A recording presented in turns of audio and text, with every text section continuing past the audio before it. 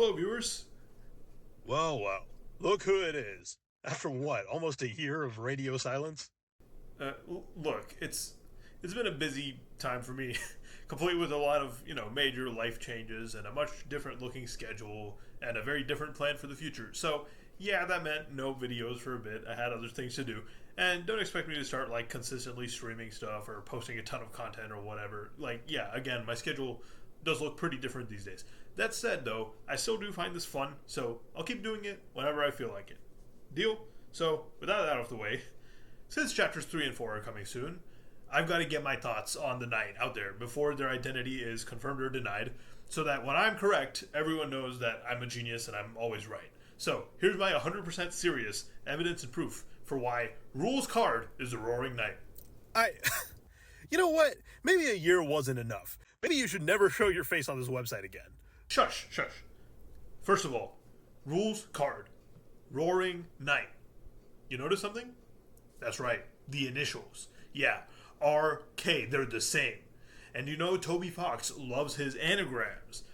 This is kind of an anagram, like RK and RK. If you mix it up, it's RK, Roaring Knight. No, they're not. That's not what an anagram is. What are you even... And second of all, remember Rules' first appearance. Now think of Chris opening the Chapter 3 Dark Fountain. You notice anything? Notice anything similar? Yeah, the sounds. They're almost kind of similar. Listen.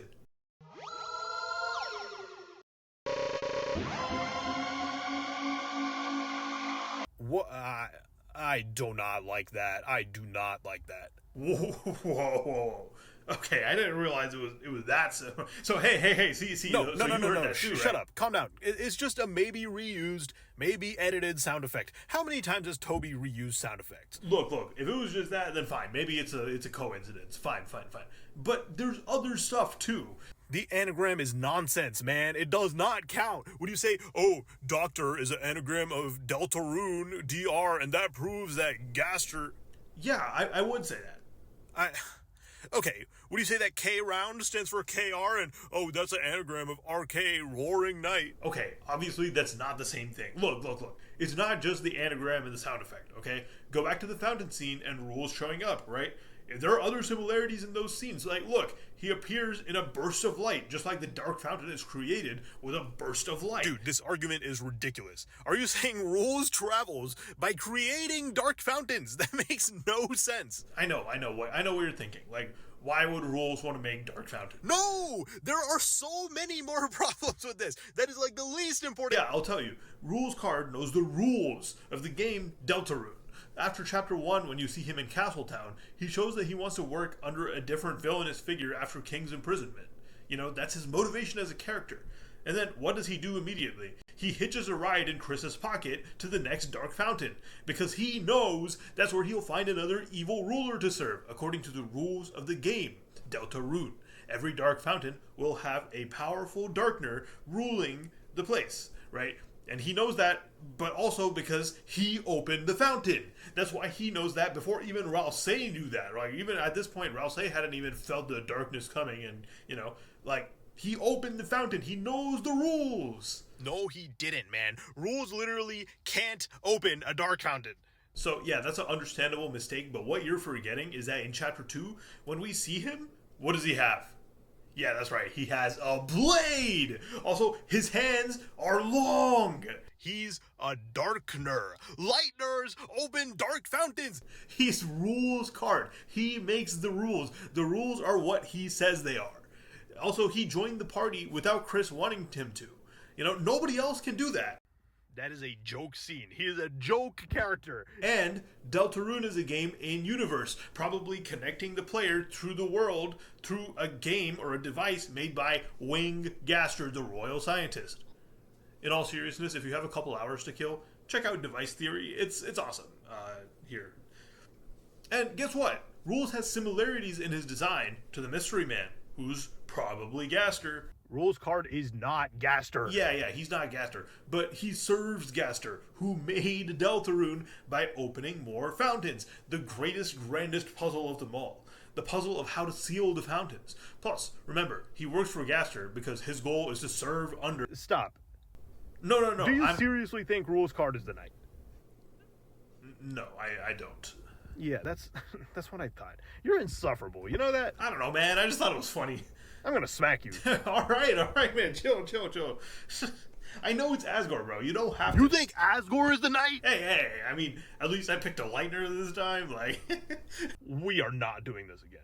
No. Seriously, like, we know that it just needs to be a blade, right? And stabbing it down is already something that Asgore does in Undertale in a very significant scene, right? Here, it could be like a shovel or a rake or like gardening shears or something.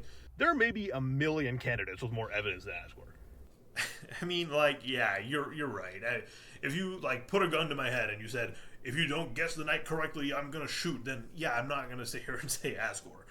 My real guess is probably something else. Like, I would say maybe it's the Goner vessel from the start of the game, or like either that or there's not one singular knight and each fountain is opened by its own separate knight.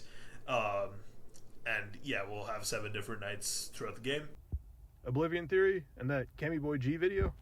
Yeah. I don't fully agree with either of those theories. There are some parts where I differ on them, but I think overall both of them like are really good at presenting their evidence, and I wouldn't be surprised at all to see either of them end up being mostly true, right?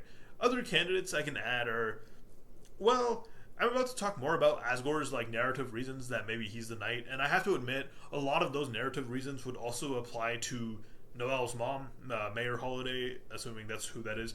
And yeah, she can easily just like use a lot of those parallels to justify her being the knight as well.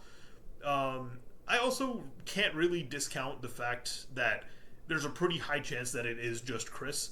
What we know about Chris as a character is mostly derived from, other people's reactions and dialogue, and also speculations about the very few things that we've seen them do or express that are outside of our control, right? And our only knowledge about the Knight's motivations are from secondhand accounts from Darkners who have maybe met them questionably, right? So I think there could definitely be some overlap there. You've seen these actual good theories, and you still had the nerve to sit there and tell me to my face about how Rules Card has a long hand. All right, bro. I was joking. Calm down. Good grief. All right, you were talking about Asgore? Right. So, it's no secret that one of the major themes of Deltarune is escapism, right? The Dark Worlds are showing people how to distract themselves from real life using, like, fiction, using games, using the internet, etc., right? And it's not so simple as, oh, escapism is bad, face your problems in real life, guys. Like, of course not, right? Because the Dark Worlds clearly help people, like, for example, Susie in Chapter 1, to confront their issues in the light world and, become a better person. But still, if I had to guess, I would probably still say the roaring is a symbol for the dangers of getting too lost into that escapism and letting it become avoidance, And, the roaring is like a way of showing like life catching back up to you because you can't run forever. You know what I mean? So I would say Hometown has no shortage of people who aren't happy with their lives, of course. But I feel like Asgore is one of these standout examples of that. Unfortunately. And based on what I've seen from him in Undertale, I think the pull of escapism and avoidance would be extremely tempting for him. Because in Undertale, he has a nation, or the whole entire underground full of monsters who are depending on him. And that's, the reason that he maintains his stance on, the war against humans, right, that he's going to start once he gets the human souls, right? There's the reason he's able to do that, but even then, he's kind of still hiding from that eventuality. And in this, he doesn't have that going for him.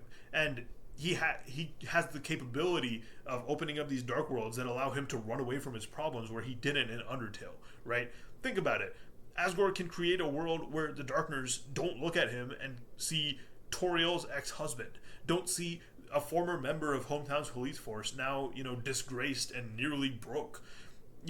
He wouldn't have to think about that in a dark world. He wouldn't have to look at those 6 flowers he's still, doggedly hanging on to in his shop and reminding him of his heartbreak and his, the disdain that Toriel holds for him now, right? He wouldn't have to look at that air mattress in his house and realize he can't even invite his own child to sleep over at his place.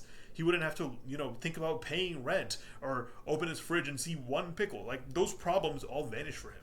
Yeah, he is a miserable guy, but then why open multiple? So, honestly, I can't see Asgore being truly happy in the Dark Worlds either. Because, let's face it, all the people who Asgore loves and cares about are up here in the Light World. Toriel, Chris, Azrael, Rudy, whoever else he's been close with, probably the police force, like, etc. Right. So, whenever he leaves the Dark World to see those people, because he will, right, he's going to be hit again with the harshness of reality. And it's not just Asgore either. Like I said, Hometown is full of people who could use a Dark World adventure or two. Or 7. Yeah, or 7. So, one of which, obviously, is Asgore's own child. So, what if Asgore wants to bring the people who he loves into the Dark World with him?